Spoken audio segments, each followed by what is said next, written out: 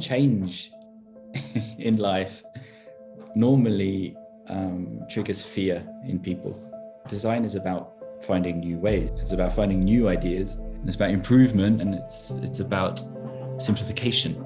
And it hasn't really changed a huge amount. It's still basically an ideas guy and a design sculptor like me working together to find the ultimate shape. We'll really do a lot of problem solving together to figure out exactly what needs to be done and how to do it. There's this kind of back and forth that happens, where the designer will express himself through knife lines and tape lines. It's kind of a messy process. It's kind of labor intensive, which means it's expensive. It is a disadvantage now to actually do it the conservative way with a classic clay model. Now what was a knife line and tape lines on a clay model has now become ink lines and stroke lines. We still feel the presence of the model in front of us. We still feel the presence of each other. You really have the feeling you are looking at a real car. It's not a big surprise actually from the system to come there, because you know how it was still some 10 years ago. You were looking at a CAD screen, but what you saw then in the yard was different. All of a sudden the sunlight hits this thing and looks different, and you go around it in 3/4 view, and things are not the same way as you saw it on the CAD system.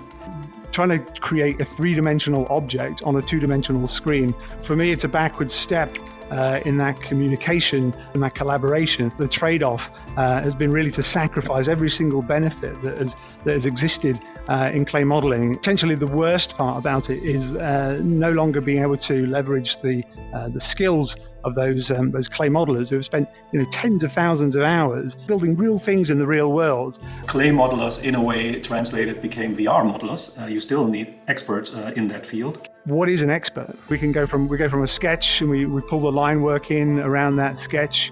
We can do a lot of the design editing just with the line work, because we can infer the surfaces that exist between those surface breaks, skin it up with surfaces, and if there is a budget, definitely we should mill out a clay and check it and sit on it and all these kind of things. It seems just too good to be true, but it really just it is this good.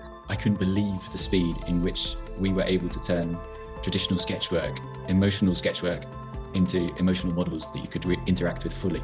I was pretty skeptical of how the clay would come out. And a week later, visiting you in your clay workshop and seeing a milled clay in front of me that was shockingly close to the perception that I had in Gravity Sketch. With these guys learning Gravity Sketch, that we're going to be able to show industry, hey, there's a resource here. Now you can start to use it. You're able to leverage the skills that the craftsmen had, the craftsmen that you always relied on when they were clay modeling, and have now been basically removed from the process, and that move to flat monitor, alias concept modeling and such like that. Now you can leverage those skills once again.